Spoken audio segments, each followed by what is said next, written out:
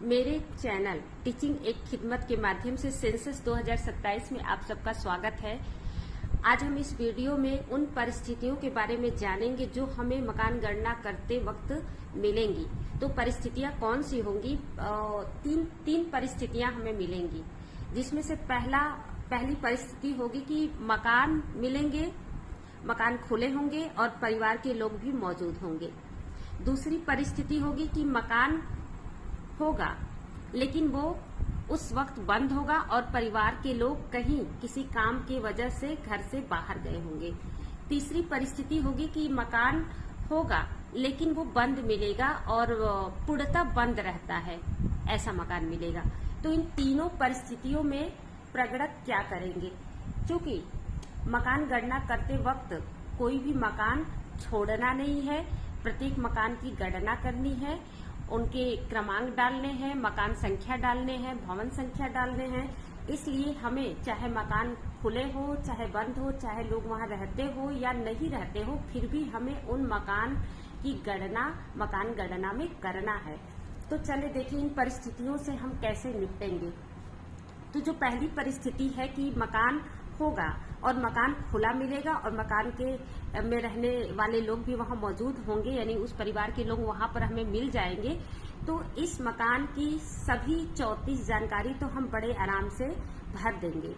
लेकिन जब दूसरे नंबर पर हम जाएंगे तो पता चलेगा कि वहां तो उस वक्त परिवार के लोग है ही नहीं। तो जो भी 33 जानकारी हमें मकान गणना में भरनी है, तो उन जानकारियों को हम बगैर परिवार से पूछे कैसे भर सकते हैं?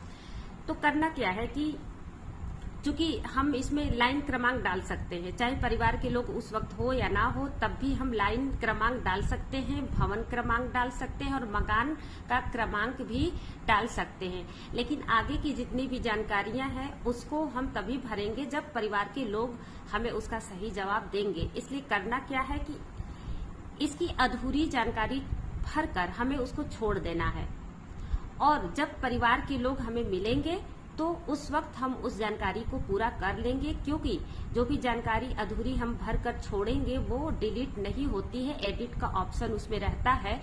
तो उस एडिट के ऑप्शन का प्रयोग करते हुए हम उस जानकारी को उस वक्त पूर्ण कर सकते हैं जब परिवार के लोग हमें सामने मिल जाए। और तीसरी परिस्थिति है कि जब मकान पूर्णतः बंद रहता हो। ये मकान तो आंशिक रूप से बंद था लेकिन ये पूर्णतः बंद रहता है, यानी कि इस परिवार के लोग यहाँ है ही नहीं, यानी कोई भी जानकारी हम नहीं भर सकते हैं। तो एक काम करेंगे, पहले तो लाइन क्रमांक भरेंगे और भवन क्रमांक भरेंगे और मकान का क्रमांक भी भर लेंगे। लेकिन और जानकारी के लिए हम क्या करेंगे कि उसके पहले भी 4 जानकारी और हमसे पूछता है। एक इस मकान के लिए एक विकल्प आता है कि लॉक वाला रहता है, उस पर भरेंगे। लेकिन उससे पहले 3 जानकारी और हमसे पूछता है। जो पहली जानकारी तो हम भरेंगे कि लाइन क्रमांक, दूसरा भवन क्रमांक या भवन नंबर, फिर तीसरा मकान नंबर। फिर उसके बाद अगली जानकारी हमसे पूछेगा कि भवन सामग्री इसकी क्या है, यानी कि इस भवन का जो दीवारें हैं, भवन की जो दीवारें हैं वो किस चीज से बनी हुई है। तो ये दिखाई देगा तो हम भर सकते हैं। और पूछेगा कि भवन की छत किस सामग्री से बनी हुई है, यानी कि भवन के निर्माण में कौन से सामग्री का उपयोग किया गया है, ये भी हम भर सकते हैं। और फिर पूछेगा अगला सवाल उसमें रहेगा कि भवन की जमीन किस सामग्री से बनी हुई है, इसे भी हमें भरना होगा।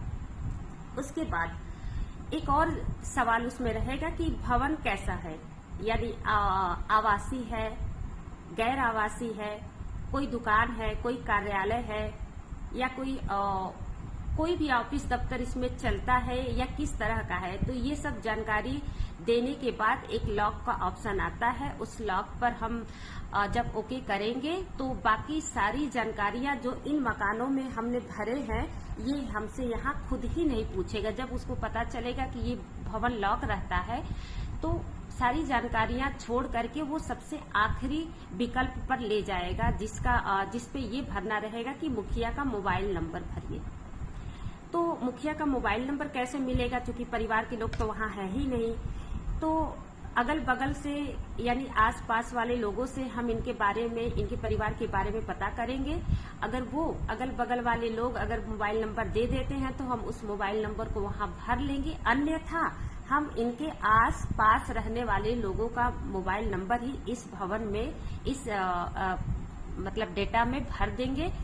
उसके बाद फिर ये इस तरह से इस मकान की गणना भी पूरी हो जाएगी। लेकिन अगर हम ऐसा न करके हम क्या करेंगे कि चलो ये मकान तो बंद रहता है या इस परिवार के लोग नहीं है तो इस नंबर को छोड़ दें। हम इस नंबर को छोड़कर, यानी इसको मैंने पहले नंबर के मकान को भरी और दूसरा छोड़ दिया, तीसरा भी छोड़ दिया, चौथे पर चले गए, दूसरा तीसरा हमने भरी ही नहीं, तो उससे होगा क्या कि हमारे जो नंबर होंगे सब गड़बड़ हो जाएगा। जो भी हम लाइन क्रमांक लगा रहे हैं वो गड़बड़ हो जाएगा, जिसे बाद में हम शायद सही न कर पाए। इसलिए जानकारी अधूरी ही सही, इसको उसी वक्त भरेंगे जिसको बाद में एडिट के ऑप्शन से पूरा किया जा सकता है, और इसको भी उसी वक्त भरेंगे। क्योंकि हमें ये पता चल गया कि ये तो बंद ही रहता है, तो इसलिए इसकी जानकारी तो हमें तुरंत भर देनी है। इस तरह से हम एक भी भवन संख्या बीच में छोड़ेंगे नहीं, क्योंकि छोड़ेंगे तो फिर आगे जाकर हम मुश्किल में पड़ जाएंगे। तो इस तरह से हमें जो भी मुश्किलें आएंगी, जो भी परेशानियां आएंगी, उसका हल हमें आराम से और सतर्कता से और सावधानी और समझदारी से खोजना होगा। तो जो भी वीडियो मैं बना रही हूँ, लॉन्ग वीडियो में जानकारी रहते हैं, तो अगर वीडियो आप लोगों को अच्छा लगता हो, कुछ समझ में आता है, मान लीजिए कि 100% मैं आपको सही जानकारी नहीं दे सकती, लेकिन 70, 75 या 80% जानकारी मेरी सही रहती है, तो इस आधार पर, कम से कम इस आधार पर आप लोग मेरे चैनल को सब्सक्राइब कर लिया करें, लाइक कर सकते हैं, कमेंट भी कर सकते हैं। कमेंट करने में क्या जाता है, आप लोगों ने सैकड़ों चैनल सब्सक्राइब किए होंगे, एक चैनल मेरा भी सही, और कमेंट कर सकते हैं। पसंद आए तो शेयर भी कर सकते हैं। और जब इतना सब कुछ कर लेते हैं तो आपका बहुत बहुत धन्यवाद।